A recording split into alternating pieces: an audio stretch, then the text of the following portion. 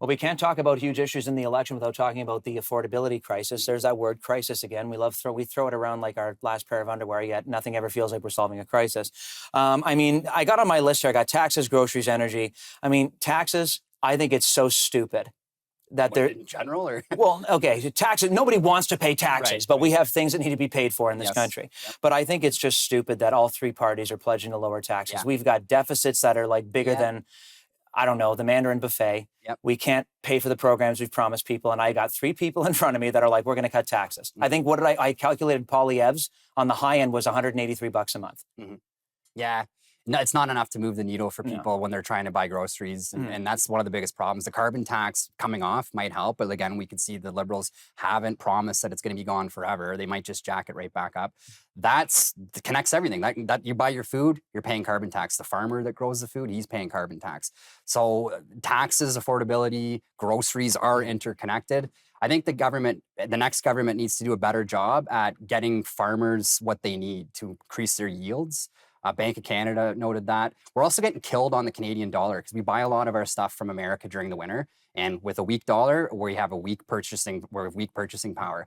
Yeah. So I've noticed that on my cell phone bill, by the way. The cell phone bill's gone up because all of our telecoms is traded in American money, which is the dumbest thing I've ever heard in my life. Yes. So taxes I want to gloss over because I think we're in agreement. Yep. How can you afford to cut taxes and pay for things? Yeah, it's tough. Nobody can do that right now. So baloney.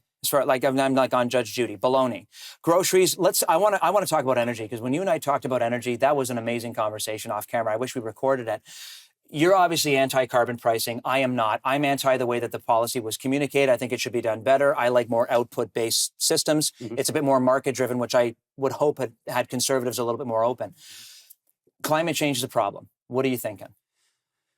Well, climate change is a problem, but it might be over-exaggerated. And how much do you want to punish yourself as a small country? Like, I know we used a lot of carbon per capita because we have to. We're spread out through all over the country. We have transport. I think it's a problem, but it's not good enough to sink your country over. And like we were talking about, I honestly think that businesses, people will use better technology if it's there. It's just not there yet. You can't will it into existence. Like you can't say, I'm going to give you billions of dollars, make the best solar panels, get it done by next week. We're going to export it. It just doesn't work. So that's one of the biggest problems right now is the fact that, yeah, we're relying too much on the idea that investing in a green economy is going to work when it hasn't.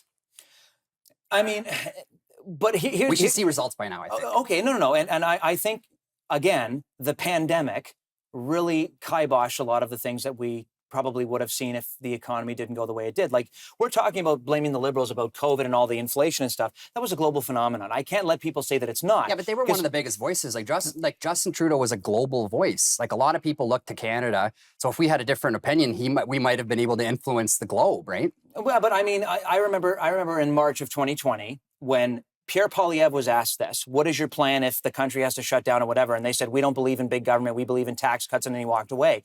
I don't think that would have helped 9 million people who collected the response benefit. This might be an episode we can do on another time and we can come at each other with that. But I want to talk about energy because you're big into Alberta, which is fine.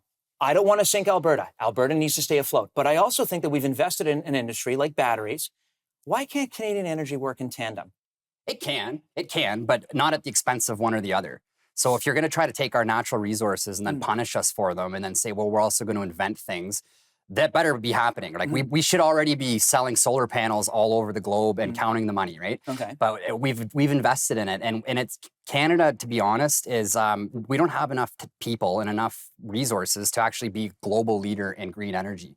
It's just not in the makeup of us.